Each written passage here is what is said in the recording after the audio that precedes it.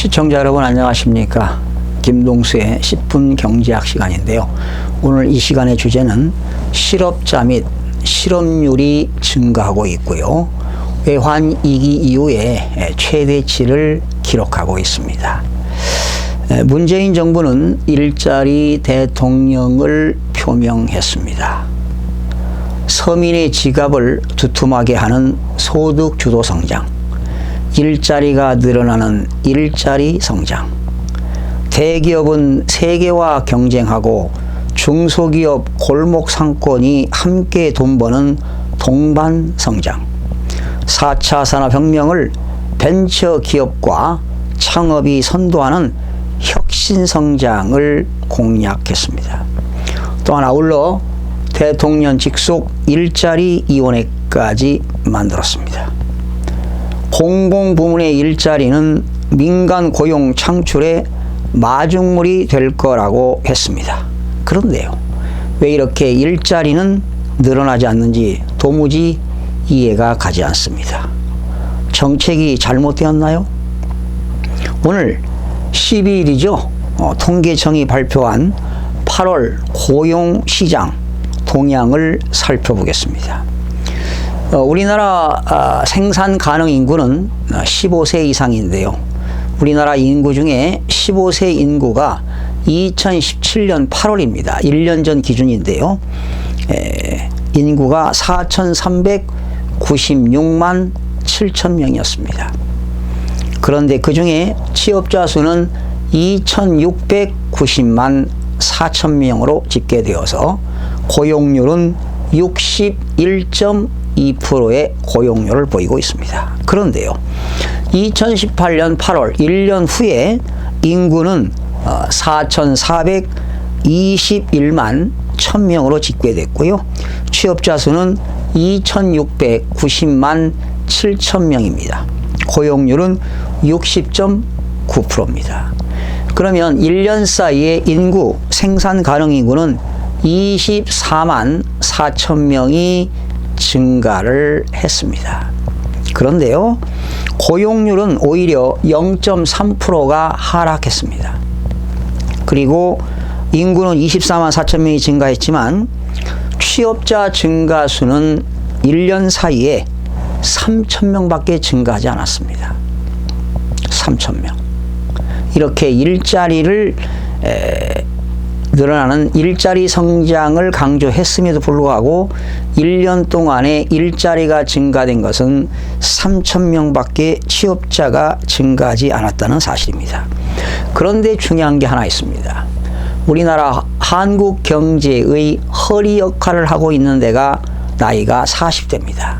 40에서 49세인데요. 2017년 8월에 인구는 853만 1000명입니다. 우리나라 40대 인구가 가장 많습니다. 그런데 취업자는 678만 9천명, 취업률은 79.6%였고요.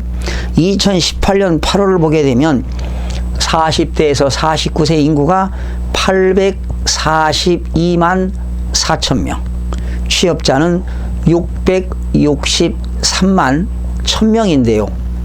고용률은 78.7%로 조사가 됐습니다. 그러면 고용률은 마이너스 0.9%가 하락했습니다. 1년 사이에 전체적으로 하락한 건데요. 그러면 40대 허리 역할을 하는 일자리는 15만 3천 명의 일자리가 줄어들었습니다. 자, 그러면 다음은 우리나라 실업률, 실업자 수와 실업률을 살펴보겠습니다. 지난 2017년 8월에 우리나라의 실업자는 99만 9천 명이었습니다. 그런데 해마다 실업자의 수가 증가를 했어요. 그런데 지난 2018년 7월에는 실업자가 103만 9천 명이었습니다.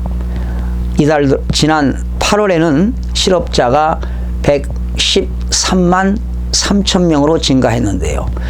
1년 전을 비교합니다. 2017년 8월과 2018년 8월을 비교하면 무려 실업자의 숫자가 13만 4천 명이 증가했습니다. 1년 동안의 실업자가 13만 4천 명이 증가를 했고요. 2017년 8월에 우리나라의 실업률은 생산 가능 인구입니다. 그 중에 실업률은 3.6%였습니다.